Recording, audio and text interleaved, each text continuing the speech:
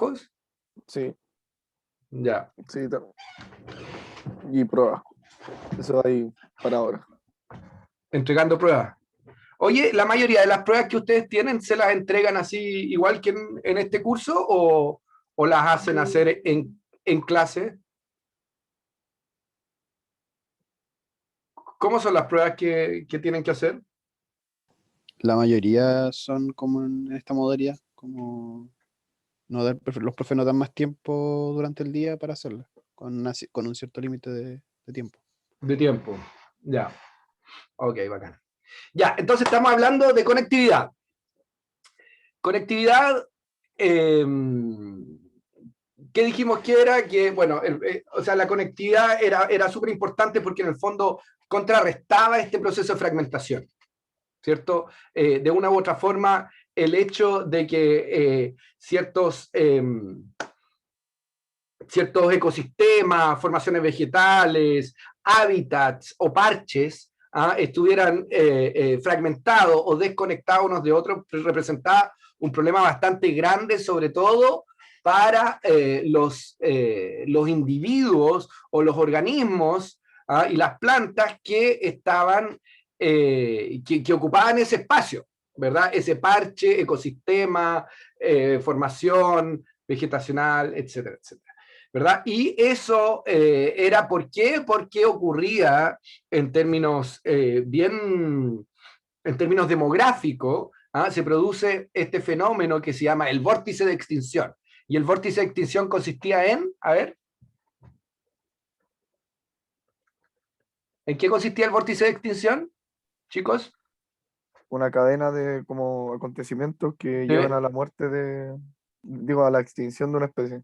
Eso, no hablemos de muerte, o sea, porque eventualmente puede pasar, sí, pero en realidad lo que no nos interesa es que se muera un individuo en particular, sino que en general que la población se extinga, ¿verdad? O sea, sí, que desaparezca el último, localmente, el último individuo de una especie en particular, ¿verdad? Entonces eso desarticula todo el ecosistema, ¿ya? O la formación, o lo que sea que, ¿verdad? Y entonces eso tiene un efecto sobre el parche.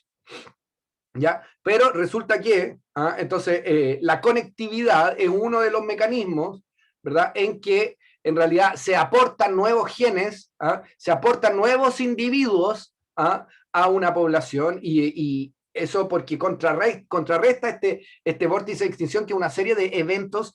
Yo no sé si los tengo en esta parte de la diapo, no lo tengo en la parte de la diapo, pero voy a buscarlo en la otra...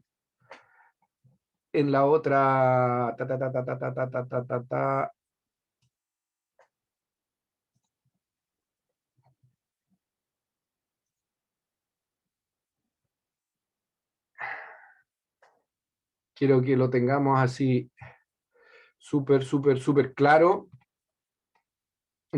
Ustedes tienen su cuaderno ahí, a lo mejor van anotando cómo enfrentan las clases online ustedes. ¿Tienen un cuaderno? Un Word. Van escribiendo directo en el Word. Ya. Bien. Entonces quiero, para enfatizar este proceso que es súper importante, esencialmente, o sea, que las poblaciones cuando son pequeñas se transforman en aún más pequeñas a través de este proceso, que a grosso modo involucra eventos genéticos, poblacionales, demográficos, que son súper importantes. Por una parte está el entrecruzamiento, ¿verdad? Y por otra parte está fenómenos que son absolutamente estocásticos, que son producto de que las poblaciones son pequeñas y que en general somos organismos diploides, tenemos hay varias copias de cada gen, ¿ya? Entonces estos genes, estas copias de cada gen, estos alelos, se pierden, o se fijan o se pierden en la población, y esa es la deriva génica. Entonces, el entrecruzamiento y la deriva génica produce pérdida de variabilidad genética, que a su vez reduce el desempeño, o lo que llamamos el fitness, la adecuación biológica de estos individuos, y la capacidad de adaptarse a estas poblaciones, que inciden en dos grandes cosas. Primero, que disminuye la reproducción, lo que a su vez produce incluso por otros mecanismos también, mayor mortalidad que hace que las poblaciones que son pequeñas se hagan más pequeñas. Entonces esto es lo que llamamos el vórtice de extinción. ¿Ya? Entonces es súper importante comprender que finalmente la conectividad lo que hace es contrarrestar este fenómeno del vórtice de extinción y lo que hace que permite que nuevos genes o genes frescos sean traídos a estos ambientes más fragmentados. ¿Ya? Ahora, eso tiene partes buenas y tiene partes malas, dijimos, porque por una parte, claro, tú vas a inyectar a una población pequeña nuevos genes, ¿verdad? Pero el problema es que esos genes han sido desarrollados o se han perpetuado o se han adaptado a condiciones que no son aquellas del lugar donde se reciben esos genes. ¿Entienden? Y eso es súper fundamental de comprender. ¿Ya? Entonces, eso. ¿Ya? Entonces, hay experimentos que han demostrado que este efectivamente es un mecanismo importante, que esencialmente han demostrado que la conectividad de distintos tipos es importante para poder comprender cómo se diseminan distintos frutos en distintos tipos de parche. En este caso, hay un experimento en el sur de Carolina, en Carolina del Sur, donde hay distintos claros donde se midieron el tamaño y el tamaño de los perdón, no solo el tamaño, sino que el movimiento de estos frutos en distintos arreglos que pudieran marcar distintos tipos de conectividad. ¿Ya? Y efectivamente, este es un fenómeno importante que tiene un efecto no solo sobre la especie, sino que sobre sobre las comunidades donde están, ¿verdad? Entonces, hay diferencias en la riqueza de especies, se constatan diferencias en la riqueza de especies a lo largo de los años, donde las especies nativas en estos distintos tipos de arreglos de parche que tenían conectividad se veían aumentados versus especies exóticas. ¿Ya? Entonces se mide el efecto del corredor en la dispersión de semilla, que ocurre mucho más en parches que sí, en tipos, en ambientes que sí están conectados versus no conectados. Entonces, en el fondo, entre este tipo de parche y estos otros tipos de parche. ¿Ya? Si se fijan, lo que ocurre es que hay este cuadrado, hay este claro, que fue abierto en este bosque, y se le impone este corredor que conecta dos parches de la mitad del tamaño, ¿entienden? De la mitad del tamaño de este cuadrado, y se evalúa cómo ocurre el proceso de polinización, de frugivoría y de dispersión de semillas. Y en cada uno de estos procesos, en el paisaje que está conectado versus el paisaje rectangular o aquel paisaje donde el corredor cruza un solo parche y no conecta nada, se ve aumentado, ¿verdad?, el número de frutos por flor, el número de semillas por parche y la proporción de florecen, de flores, de plantas florescentes, ¿verdad? Entonces, proporcionalmente se ve no solo que es grande, sino que significativamente, como lo ven con estas barras de error, es mayor a estos otros arreglos espaciales. Entonces, eso demuestra de una u otra forma, es una demostración de que el corredor sí tiene un efecto sobre estos procesos. ¿Se entiende? ¿Pregunta, comentario?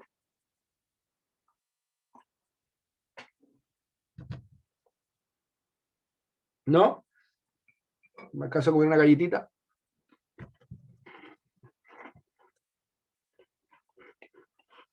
Ya.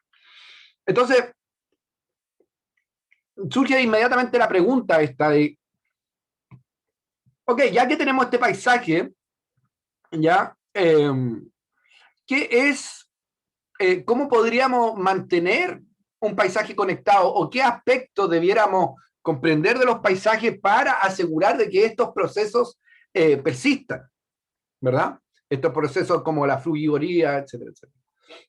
¿Ya? Y existen esencialmente varios modelos, y aquí entendamos modelo, cuando hablo de modelo, no de modelos matemáticos ni de modelos estadísticos, sino que distintas opciones, posibilidades para conectar parches, ¿verdad? Vamos a tener corredores, o sea, lo primero es entender que en un mosaico, en un paisaje de tipo mosaico, para mantener estos procesos lo que queremos tener presente es que lo que queremos conectar dos tipos de lugares, y esos lugares se va a hacer a través de corredores, ¿ya? Entonces vamos a llamar este incentivo hacia la conectividad mediante esta cosa que es bien concreta, que es un corredor. Y este corredor puede tener distintas formas. El primero puede ser un corredor lineal, donde de parche A a parche B encontramos o construimos o preservamos un tipo de hábitat que sea equivalente al parche, a la estructura y forma del parche A y el parche B, ¿verdad? Un corredor lineal. Podemos pensar en corredor con nodos, donde efectivamente a lo mejor vamos a favorecer a que estos parches se toquen físicamente, estos pequeños parches que se toquen físicamente, pero cuando eso no es posible, lo que vamos a tener son un corredor de tipo piedras de paso, ¿verdad? Donde en realidad el hábitat, el parche, el ecosistema, el tipo vegetacional, tipo A, el A, va a estar conectado con el B, quizás faltan las letras en este dibujo, con el B, va a estar conectado en gran medida porque existen hábitats intermedios, aunque de menor área, que están cerca y permiten como ir saltando como si fueran piedras de paso, como cuando uno salta de un lado al otro del río, para no mojarse los pies, ¿verdad? Entonces, lo que queremos pensar es que en realidad este tipo de corredor es mejor que no correr, que sin corredor. Es mejor que estén estas piedras de paso a que no estén, ¿ya? Otra manera de pensarlo es en un mosaico, es realmente decir, mira, ¿saben qué? En realidad el paisaje no es dicotómico. ¿Entienden cuando digo dicotómico? He hecho comerme otra galleta. ¿Qué quiere decir un paisaje dicotómico?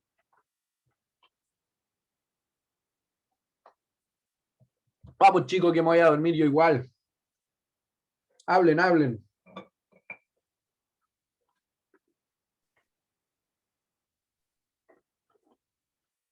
¿No? ¿Ni ahí? Un parche dicotómico.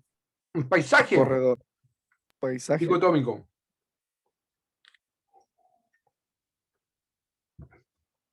Un paisaje binario.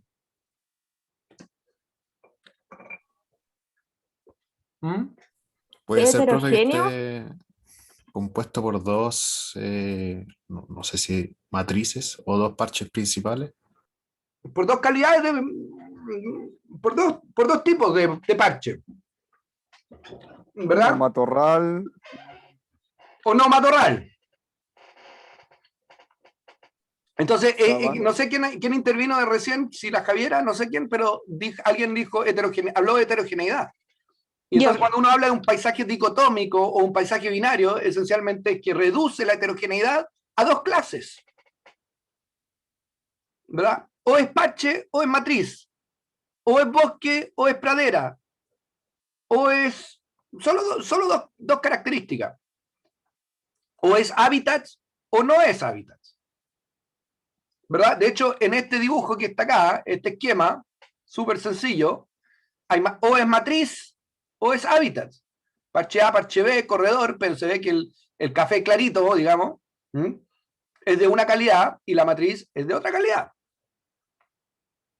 ¿cierto? Y en ese sentido es dicotómico.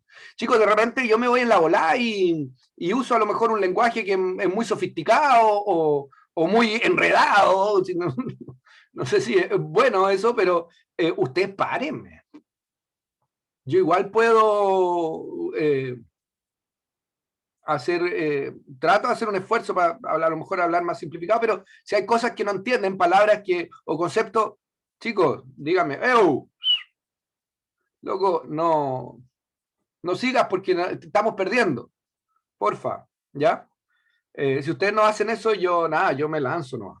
¿Ya? Y al final... Profe, ¿Mm? profe, ¿Sí? dijo entonces que el paisaje es dicotómico. Claro. Entonces, Pero, por ejemplo, ¿Mm? Dime. por ejemplo, el corredor no sería dicotómico porque tiene ambos de las dos partes, po, ¿no? No es lo uno o lo otro. Pero o es un tipo o es otro. Estamos hablando de Refiere calidad como a la del parche. clasificación. Ah, ya, como clasificación, si es que es corredor. Claro, Ya. entonces en este paisaje, la heterogeneidad, de forma así súper gruesa, es igual podríamos decir, igual a 2. Porque o es parche o es matriz. ¿Verdad? En la foto que está abajo, donde hay evidentemente un corredor ripariano, ¿verdad? Lo que interesa aquí, de este tipo, en este paisaje que está acá, lo que interesa es bosque o no bosque.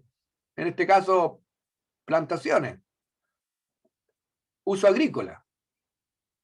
¿Se fijan? Entonces este corredor que está, ven mi mouse, ¿cierto? Este corredor que empieza en la parte inferior izquierda, ¿verdad? Es lineal, me imagino que a lo largo de un río o de un curso de agua, y va y conecta a este otro a este otro corredor o a este otro, sí, pues a este otro corredor ripariano. ¿Entienden? Pero lo que interesa aquí es que la heterogeneidad del paisaje, nosotros la simplificamos en ¿es hábitat? ¿Es bosque? ¿O no lo es? En este caso, o es agrícola. ¿Verdad? Entonces, cuando nosotros pensamos en un corredor, tenemos dos grandes modelos. ¿Verdad? El primero es decir, imaginarnos este paisaje dicotómico, binario, o es nuestro objeto de interés, nuestro parche de interés, que podría ser un hábitat, podría ser un tipo de uso, podría ser un tipo forestal, o no lo es. Y este no lo es, podría ser urbano, agrícola, etcétera, etcétera. ¿Verdad? Entonces, cuando tenemos esa visión binaria, dicotómica del paisaje, podemos imaginarnos estos tipos de corredores, o un corredor lineal, como es este de acá, pero también podríamos imaginarnos que esa linealidad se ve más o menos estrangulada, interrumpida, por estos corredores con nodos, ¿verdad? O bien ya absolutamente cortada entre nodo y nodo, donde tenemos piedras de paso, ¿verdad? Porque aquí la matriz que circunda a estas dos islas que están entre el parche A y el parche B, ¿verdad?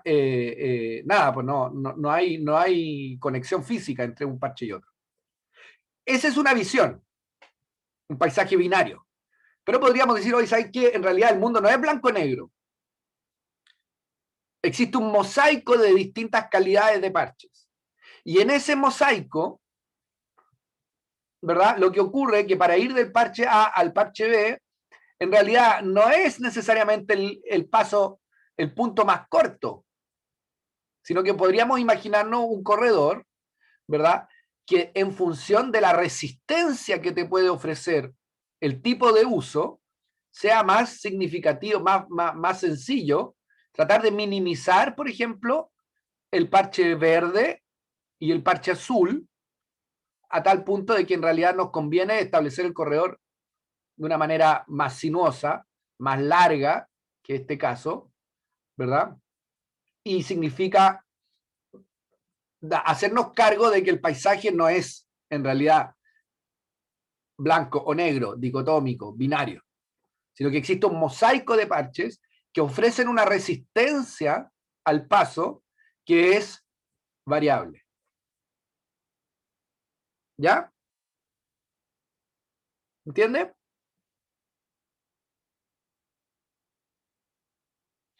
Sí. Ya. Entonces,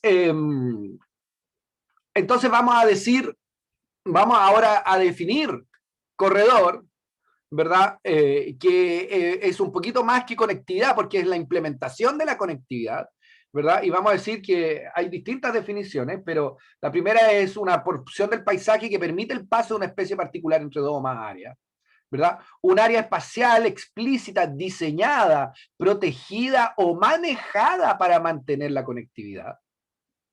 ¿Ya? ¿Y de quién? De una especie focal o de un proceso ecológico crítico. ¿Verdad? Un espacio identificable por una especie que lo usa y que facilita el movimiento de animales o plantas en el tiempo entre dos o más parches, y que si no estuviera ese corredor, esas especies, esos parches, estarían aislados y esos individuos no podrían utilizar esos parches. ¿Ya? Una región del paisaje que facilite el movimiento de individuos, de genes o procesos ecológicos, ¿verdad?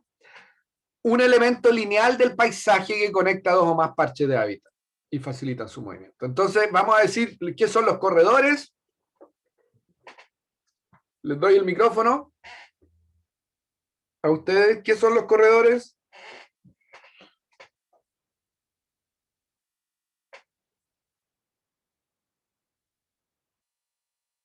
La implementación de la Eso, exactamente. Es la implementación, el hacer efectivo los procesos de conectividad. ¿Ya? Entonces volvemos a la foto, esta primera foto que yo les mostraba al inicio del curso, ¿verdad? Esta foto está llena de corredores y estos corredores queremos pensar que en realidad lo que hacen es minimizar el vórtice de extinción, reducir el vórtice de extinción y facilitar el intercambio de genes de un lugar en el paisaje a otro lugar en el paisaje. ¿Ya? Entonces, es lo mismo que uno trata, en general se trata de hacer para pensar en cómo conectar estas áreas protegidas, ¿verdad? Y existen distintas posibilidades, ¿ah? Corredores de paisaje, corredores de piedras de paso, corredores lineales, ¿ya? Que se definen no solo a través de conectar áreas protegidas, sino que se definen dentro de un buffer, ¿ah? De un área de protección menor, pero protección al fin y al cabo, ¿ah? Para asegurar de que estos corredores realmente sean utilizados e implementados. ¿Verdad? Entonces hay casos, dijimos que hay casos donde los parches actúan como corredores y no es que esté conectado físicamente un parche con otro, sino que existen diferentes grados de conectividad en función de la conectividad física entre un parche y otro. ¿Ya? La gran pregunta es, ¿qué tipo de corredor es el que debiéramos nosotros implementar? ¿Ustedes tienen alguna noción, alguna opinión? Ya igual están en cuarto, ¿no? ¿Alguna opinión sobre cómo debieran ser estos corredores? Profe, yo tenía una pregunta justamente de esto que está comentando. ¿Ya? ¿Cómo se llega a la decisión? O no sé cómo hacer la pregunta, pero tiene que ver con cómo tomamos la decisión de poner un corredor. ¿Cuándo se necesita? O sea, cuando uno evalúa el paisaje, ¿qué es lo que uno necesita tener? Así como para decir, ya, aquí pongamos un corredor. Como que me cuesta un poquito visualizarlo y entenderlo. Pero estoy seguro que tú tienes una opinión al respecto. A ver, tratemos de... Echa fuera. Tratemos de elaborar sobre eso. Con todos los elementos que hemos hablado. ¿Qué hace que un lugar merezca, como vamos a ir de atrás para adelante ahora, ¿no? ¿Qué hace que un lugar merezca ser conectado?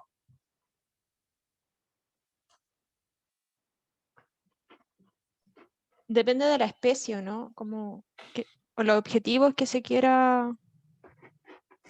Exactamente, depende de nuestro objeto de estudio o de nuestra inclinación, ¿no es cierto? O sea, si nosotros nuestro objeto de estudio es el paisaje, no sé, es el sotobosque, hábitat preferido del monito del monte. La pregunta es, primero es definir ese hábitat, definir cuáles son los parches de ese hábitat, dónde están, cómo están entremezclados con otros tipos de uso que sean que no representen un hábitat para el monito del monte. Entonces, ok, foco, especie, objeto, monito del monte, hábitats, bosque bajo el dosel de una cierta densidad, ¿te fijas? Y queremos preservar el hábitat, ese hábitat para esa especie. Entonces ya, primera pregunta, ¿qué tan fragmentado está?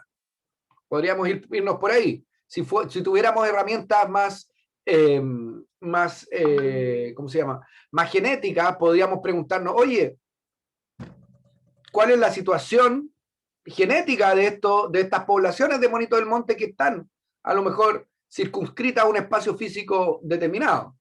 Entonces podríamos hacer análisis genético y ver qué es lo que realmente está pasando. ¿Tenemos el fenómeno de vórtice de extinción ocurriendo aquí? ¿Ya?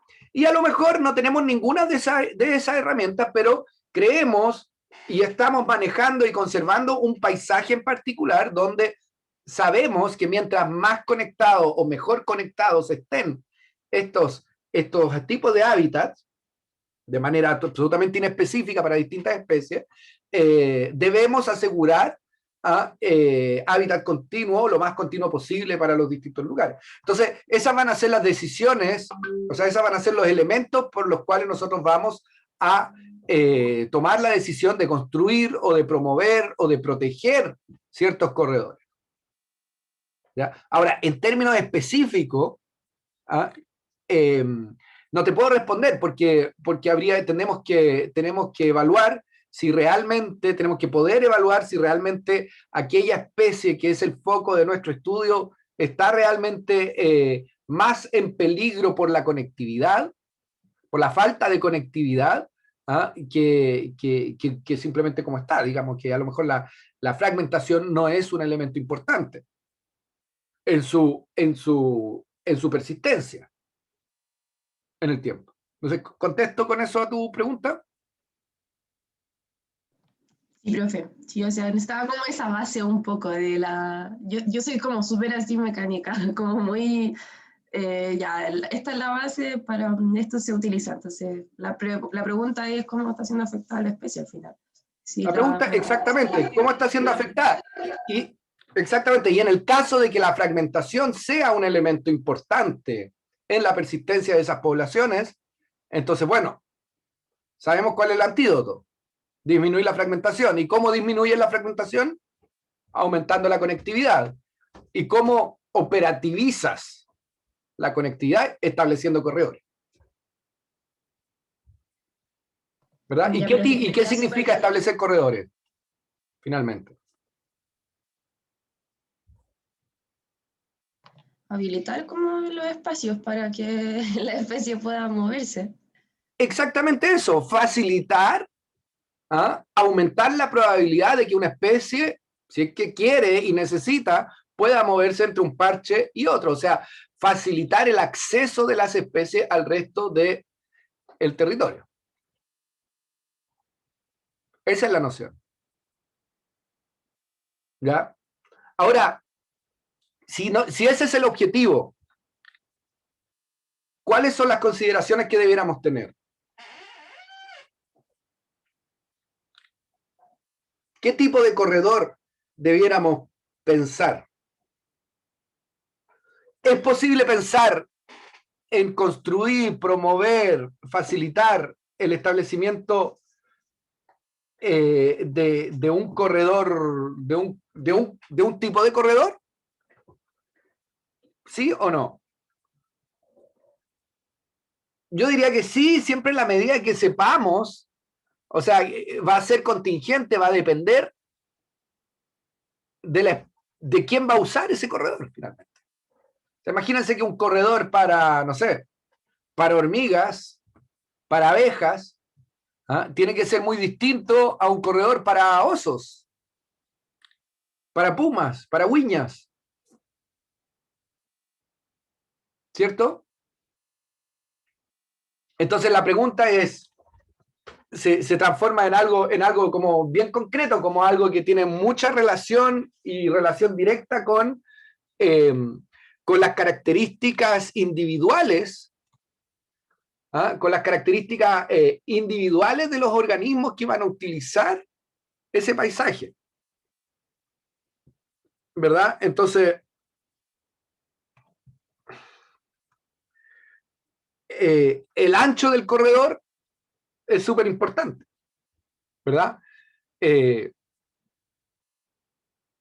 Corredores para, no sé, para reptiles anfibios, podemos hacer una recomendación de un mínimo de 30 metros y un máximo de 300 metros, y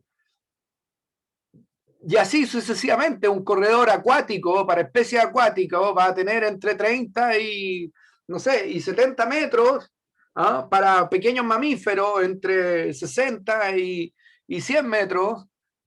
No lo sé. ¿Es posible hacer una generalización de ese tipo?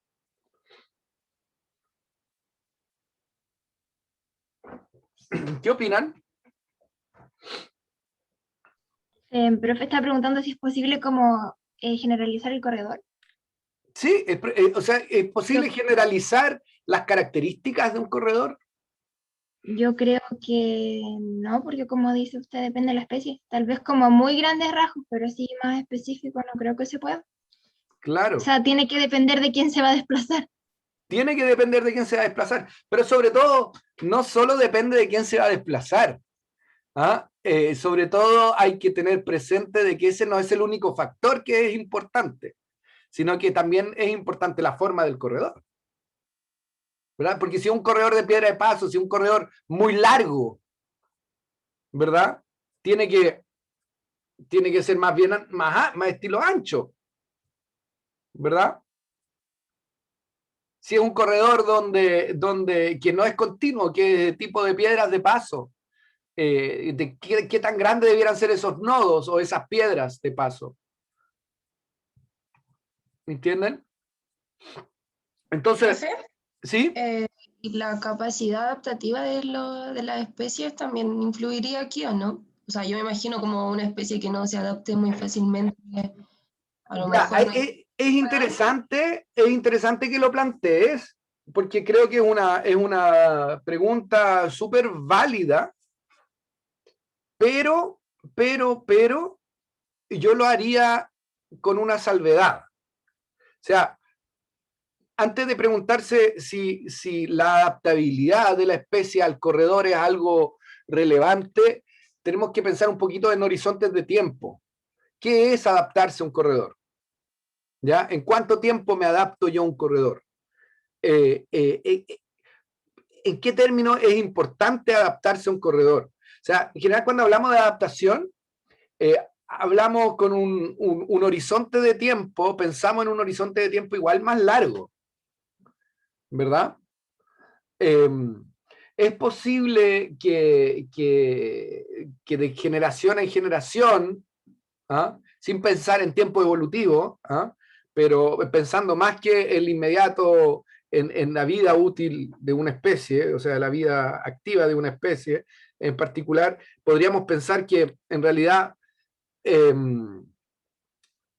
claro, hay ciertas especies hay ciertas poblaciones que son capaces de adaptarse a ciertos tipos de corredores. Y yo creo que sin duda eso ha ocurrido en algunos ejercicios, sobre todo en el hemisferio norte, donde hay, no sé, pasos sobre nivel y corredores que tratan de evitar el efecto de las carreteras o de las torres de alta tensión o bien de las aspas de los molinos de viento, digamos, de los generadores eléctricos, ¿no?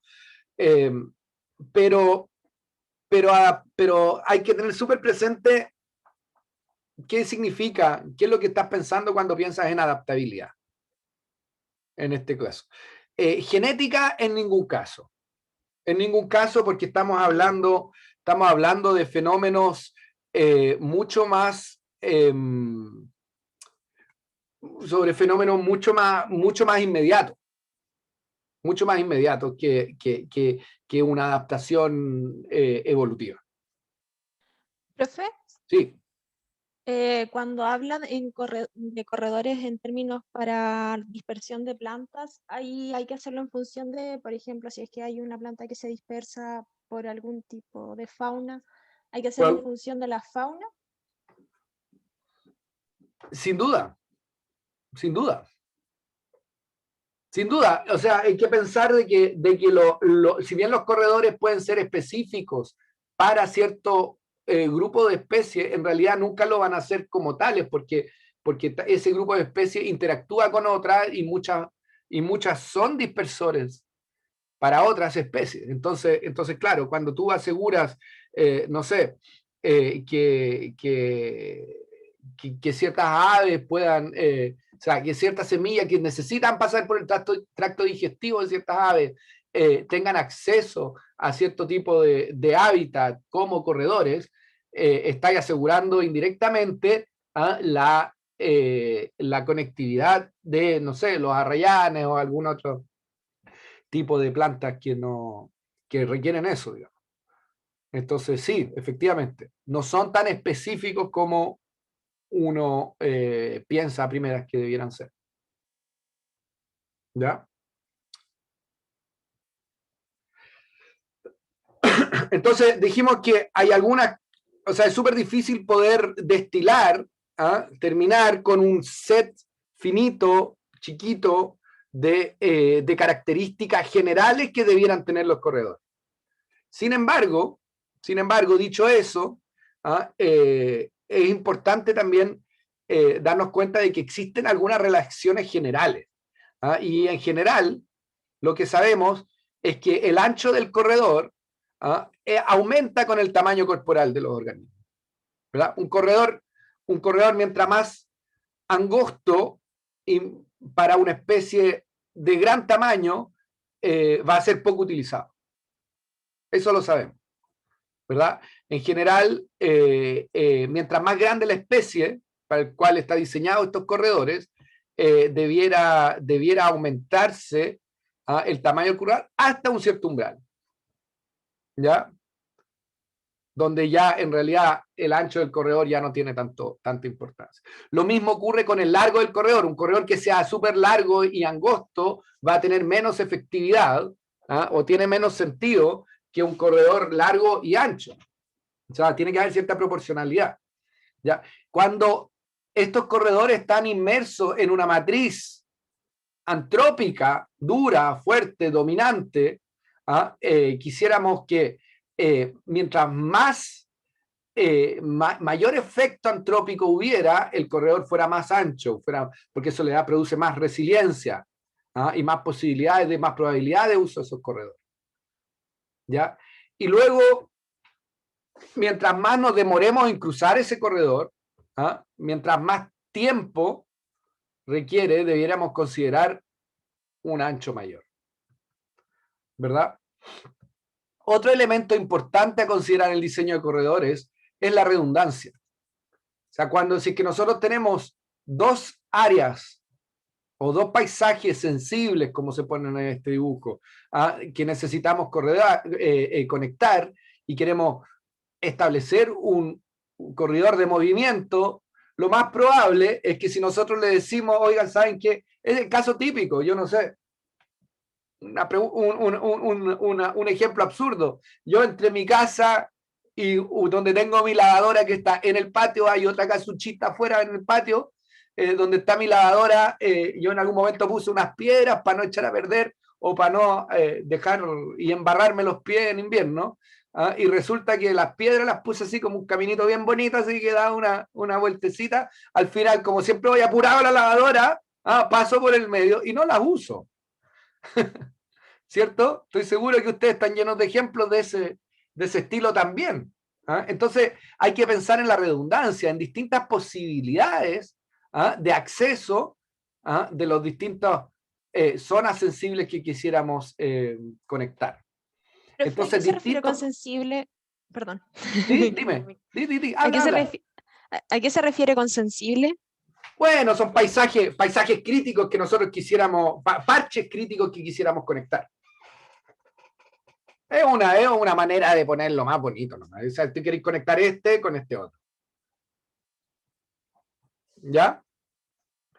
Y entonces para eso tú quieres establecer un corredor de movimiento, y en realidad lo más probable es que sea mucho más útil y más efectivo tener un modelo con alta redundancia, es decir, que distintas posibilidades para ir de aquí hasta acá o de aquí hacia allá, donde se conjuguen no solo distintos corredores lineales, sino que también, a lo mejor, distintas posibilidades de como piedras de paso que pudieran ofrecer mayor conectividad. Eso te asegura un mayor éxito. ¿Ya? Entonces, lo otro que también es útil como tener presente es el objetivo y la finalidad que va a tener el movimiento de la especie para poder pensar en el tipo de corredor que vamos a diseñar.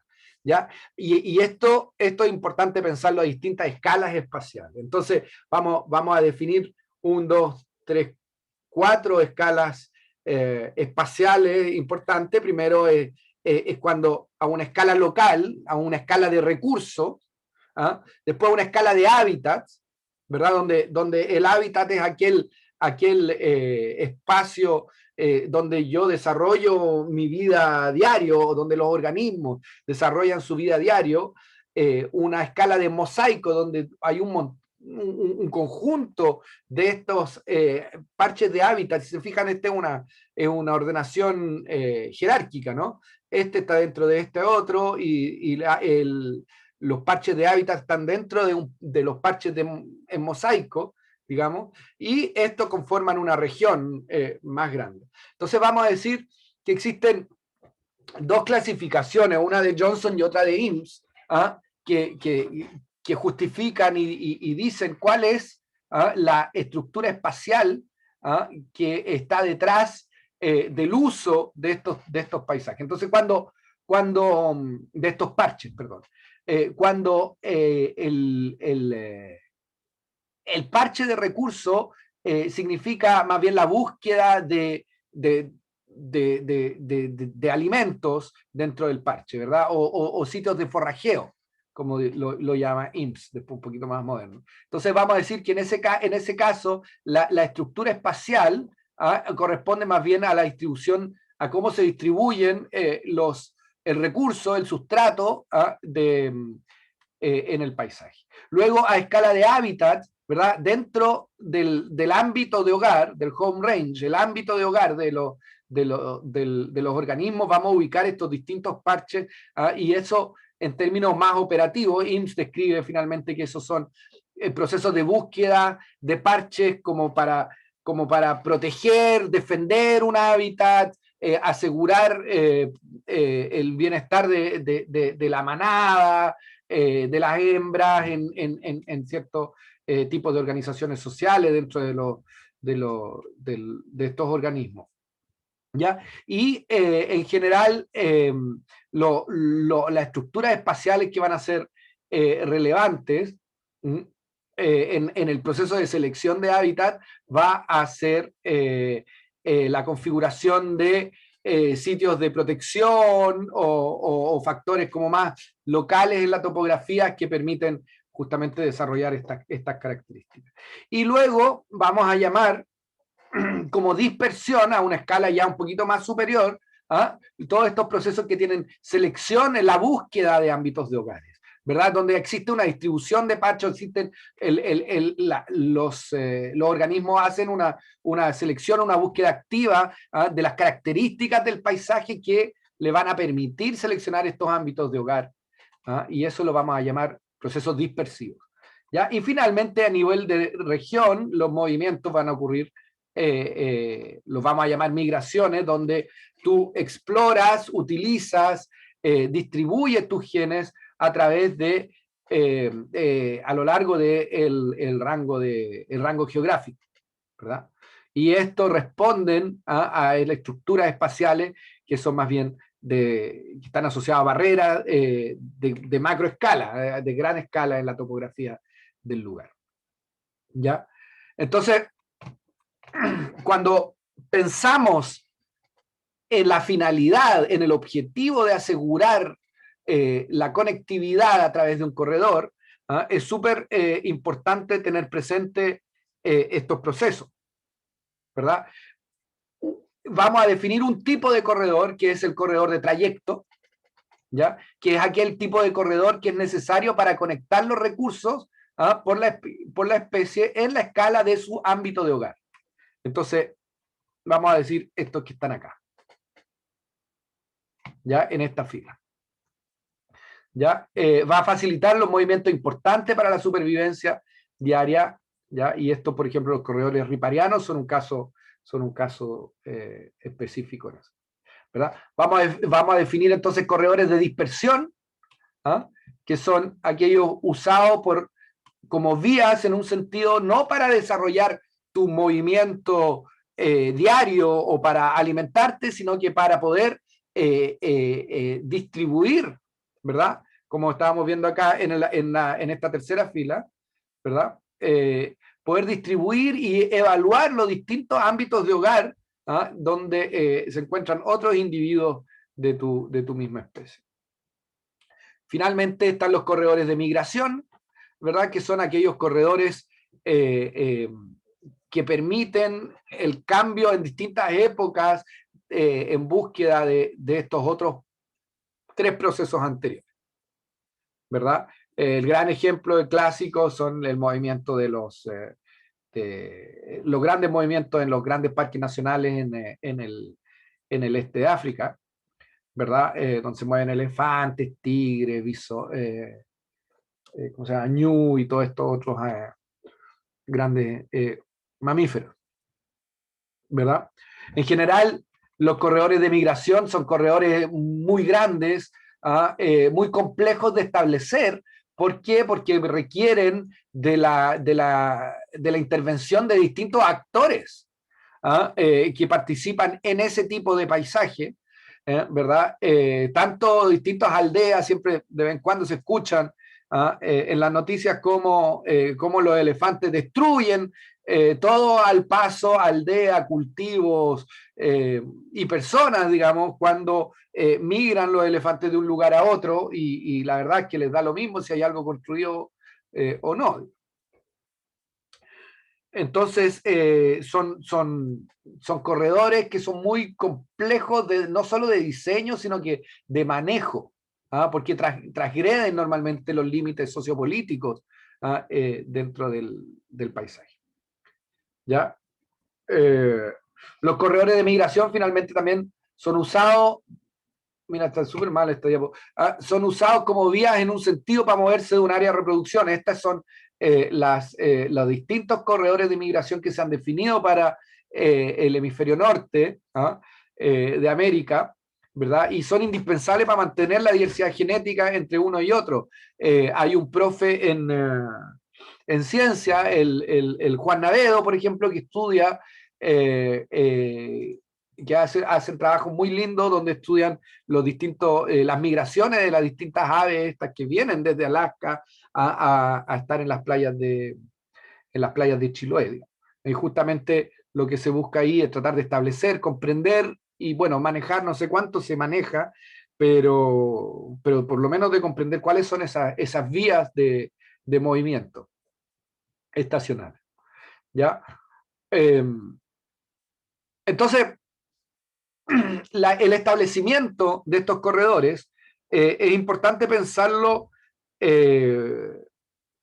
pensarlo justamente como la implementación que hay detrás para maximizar la conectividad entre un área y otro. Hay distintos ejemplos y una cosa bien concreta es justamente establecer estos corredores como alguna forma de mitigar el efecto antrópico sobre estos paisajes naturales, ¿ya? Y lo primero, lo más evidente es poder establecer estos cercos que impiden el paso, por ejemplo, aquí en las carreteras de Norteamérica, en el paso de grandes, ¿cómo se dice? Herds, de grupos de ciervos, y que no se crucen la carretera y se vean aplastados por camiones o simplemente interrumpan demasiado el tránsito. Entonces, el uso de cerco es un elemento súper importante. Otra cosa que se hacen son estas trancas que se ponen en las carreteras, que son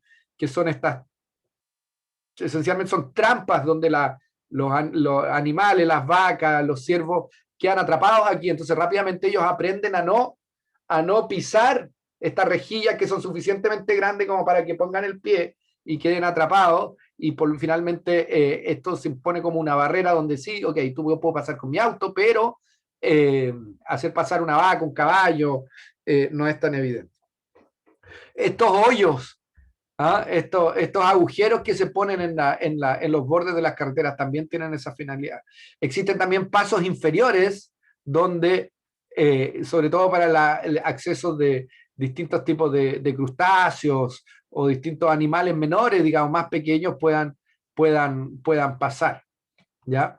Y pasos bajo nivel, que también se utilizan mucho, ¿ya? Otros ejemplos son estas vías, pasos sobre nivel, digamos, sobre las carreteras del norte de Norteamérica y Europa, que permiten conectar estos dos paisajes. En Australia, aquí hay un ejemplo de paso sobre nivel para que pasen estos cangrejos, o bien estas cacatúas que también necesitan, u otros marsupiales. Entonces son ejemplos de pasos superiores. Entonces, inmediatamente nos damos cuenta de que uno de los elementos importantes aquí es es darnos cuenta que finalmente el establecimiento de corredores de forma individual para una especie en particular es súper difícil y súper complicado, y en realidad no tiene mucho sentido. Entonces, lo que hoy día se piensa más bien, más que la teoría sobre cómo establecer, definir y construir corredores de manera individual, está esta noción de que en realidad lo que debiéramos hacer es tener vínculos en el paisaje, ¿ya? Entonces, esto que le llaman linkages, que son vínculos en el paisaje, emergen en la teoría de la conectividad y el establecimiento de los corredores como una forma mucho más inclusiva y más comprensiva de poder evaluar los paisajes. Entonces,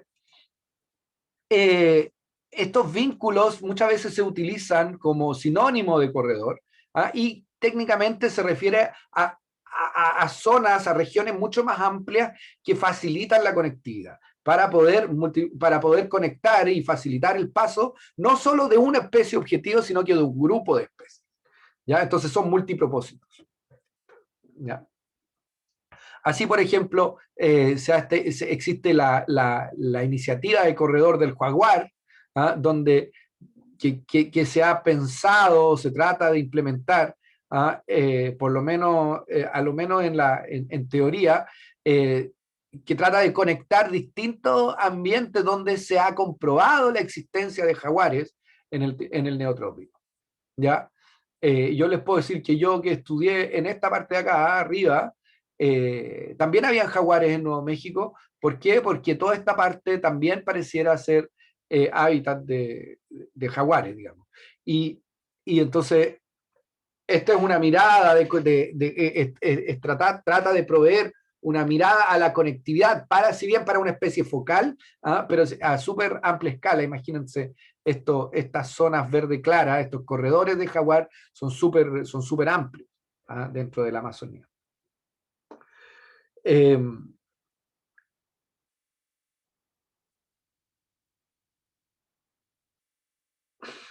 Ya, lo mismo es tratar de comprender ya no con una mirada dicotómica del paisaje, sino que más bien pensar en que existe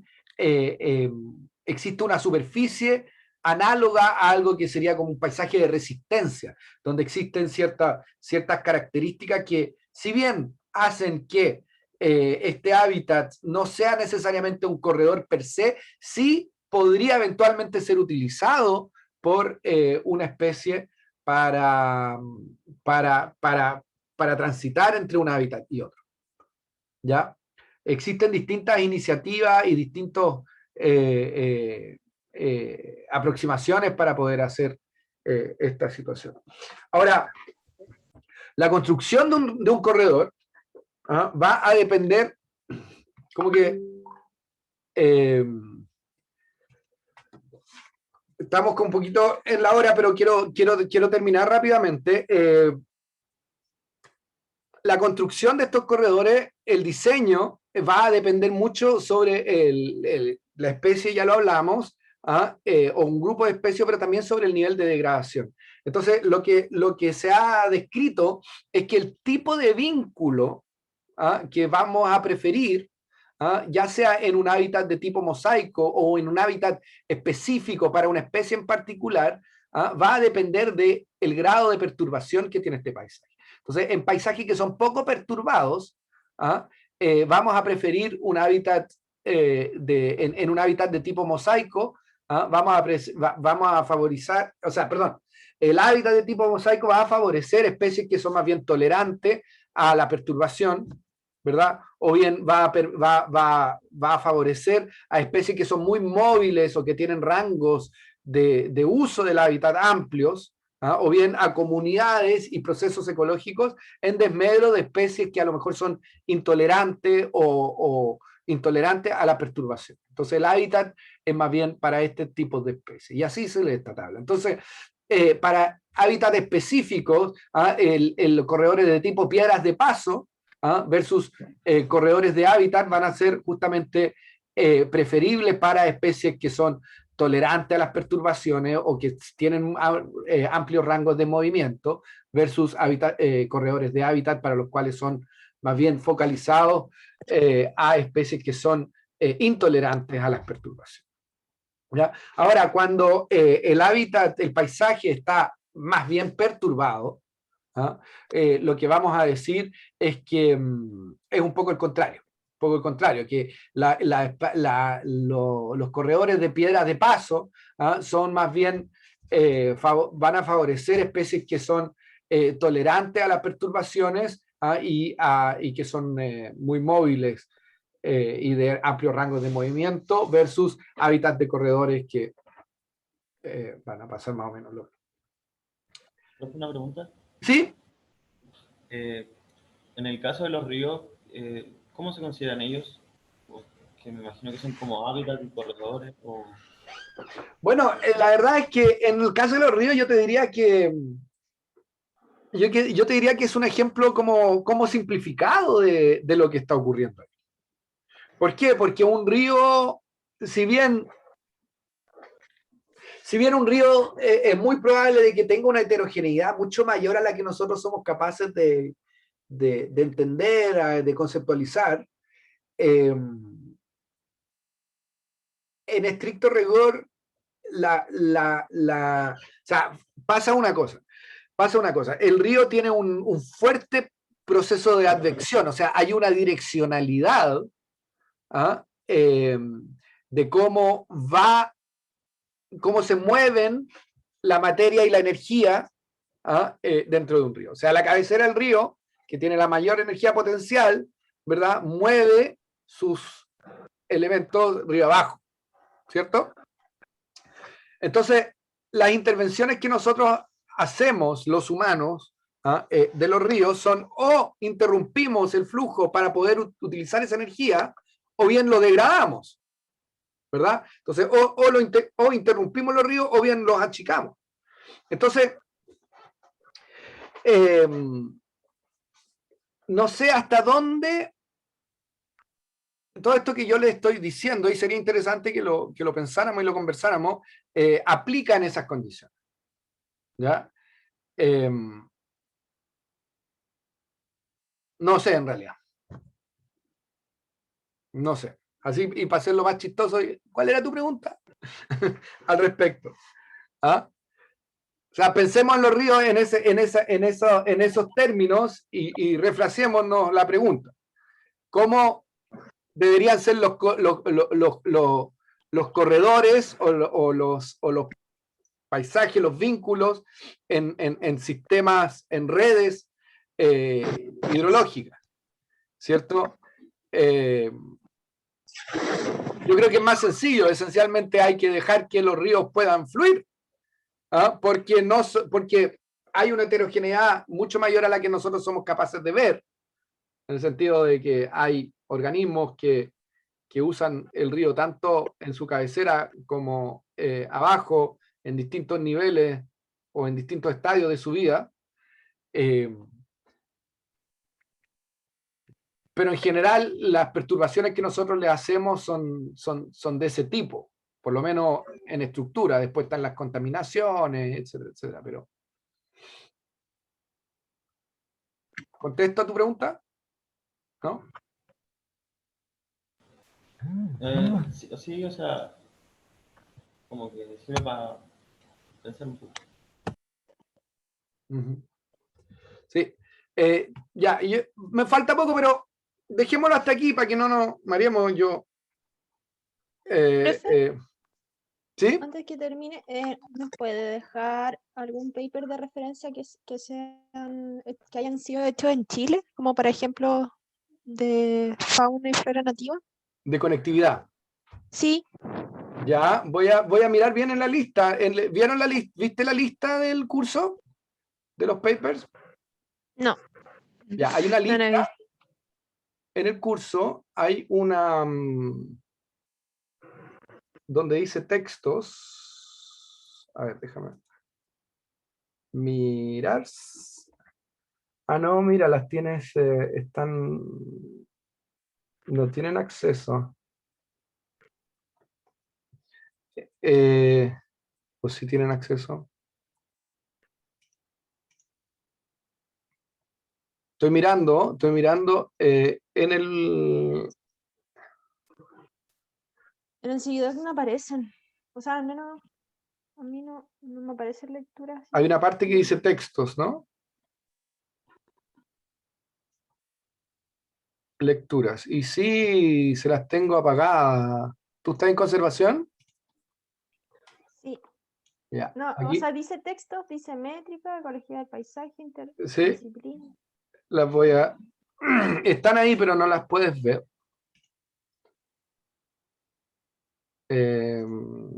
Espera, lecturas, aquí.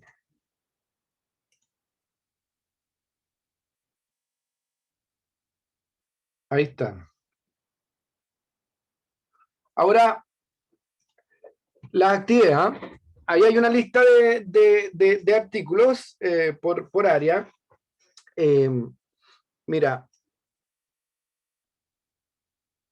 en conectividad y fragmentación,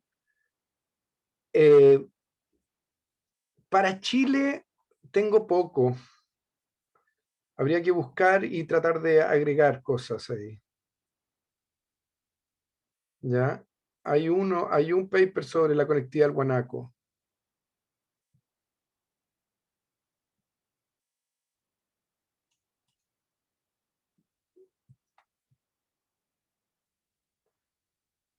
Ya, vamos a complementar esa lista. Pero ahí tienes al tiro para partir info bien concreta. Ya. Chicos, hacemos una pausa y volvemos.